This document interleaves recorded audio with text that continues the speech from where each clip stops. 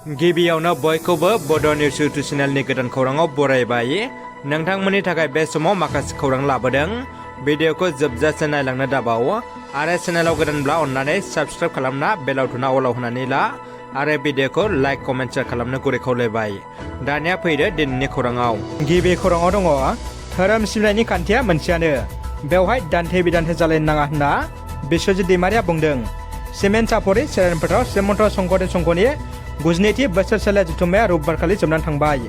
धेमाजि जिल्ला सिमेन्ट सापरि सेरान फोथाराव 10, 11 आरो 12 फेब्रुवारियाव खुंजानाय श्रीमन्त शंकरदेव संघनि 92थि बोसोरसालिया जथुम्मानि जोबथा साननि गेवलां मेलाव आसाम आयेन आफादनि बुंथिगिरि बिश्वजित दैमारि, सोलोंथाइ मन्त्रि डक्टर रनज पेगु, जनाय जिल्ला बेंगिरि प्रदीप कुमार देबिदि, बर' कछारी अनसाय गावहायुङारि खुंथायनि लेङाइ मासिगिरि सृजन मोसाहारि, TMP के मिरु आफादनि आफादगिरि राजकुमार मरां, जथुम्मानि दैदेनगिरि बिथांमोना बाहागो लायो।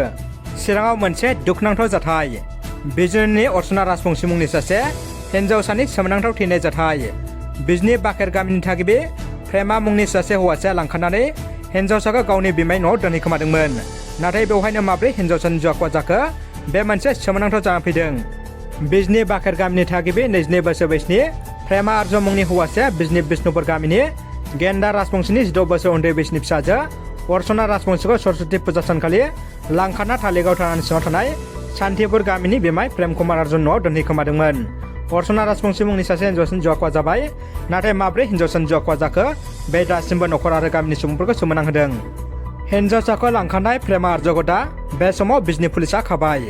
नाथाय बिमाय प्रेम कुमार आर्जआ खारखोमाना दं। बे समाव तालिगाव थानानै पुलिसआ जाथाय जानाय जायगायाव थांनानै नायबिजिरनाय खामानिखौ मावगासिनो दं होनना खौरां मोननाय जादों। ससियेल मिडियायाव सोंथि बिलाइ भाइरेल खालामग्राखौ पुलिसआ एरेस्ट खालामबाय।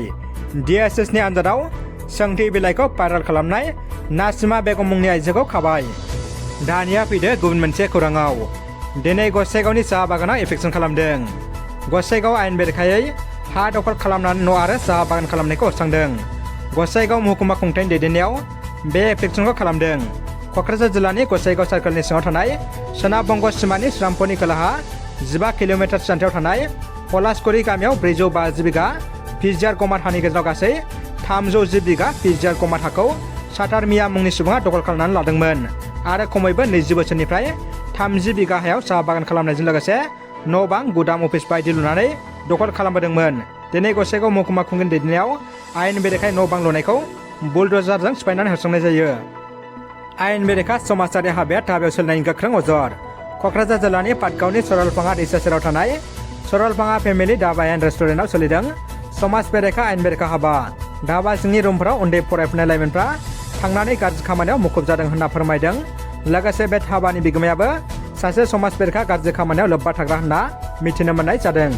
हाइलां बर'आ 4 सान गोमानानै दङ। डिब्रुगड़निफ्राय थांनाय कायनाकुमारियाव हाइलां बर'आ गोमादों। धेमाजि जिल्लानि सिमेन्ट सापरि पुलिस थाना सबकं हालामनि सिङाव थानाय 3 नं बालिगरा गामिनि हाइलां बर'आ अन्ध्र प्रदेशआव खामानि मावनो होननानै न'निफ्राय ओंखारलांदोंमोन। खामानि मावनो होनना थांनाय हाइलां बर'आ दा गोमानानै दङ। ट्रेनजों थांबाय थानाय समाव 10 फेब्रुवारि बेलासिनि 3:04 रिंगासोआव लामा ससेयाव गोमादों। बेनि लोगोफोरा फोरमायनाय बायदिब्ला बिथाङा बिश्वकापना जंसन मुंनि स्टेशनाव बायजोआव थांनो होननानै गाव जिरायनाय मासिनिफ्राय सिखारबोदोंमोन। बे समनिफ्राय बिथाङा गावनि जायगासिम फैफिनाखैसै। दा बिथांखौ गावजों थांफानाय लोगोफोर आरो न'खरनि सुबुंफोरा नागिरगासिनो दङ। बेनिखायनो सावगारि होनाय हाइलां बर'खौ सोरबाफोर बहाबा नुसनबायोब्ला न'खरनि सोद्रोमा एबा बेनि लोगोफोरनिसिम जानबुं अनजिमा 8822613735 आव खौरां हरनो खावलायदों। दानिया फैदो जोबथा खौराङाव। आसामाव बांग्रिं मावदों।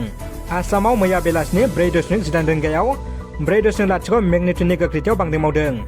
बांग्रिं मावनायनि गुबै थावनिखौ आसामनि नगाव जिल्लायाव 4.0 मेगनिट्युडनि गोख्रैथियाव बांग्रिं मावदों होननानै नेशनेल सेन्टार फर सेस्मोलजिया मिथिहोदों। मख'नो गोनांदि बे बांग्रिं मावनायजों जेबो रोखोमनि खहा जानायनि खौरां मोनाखै।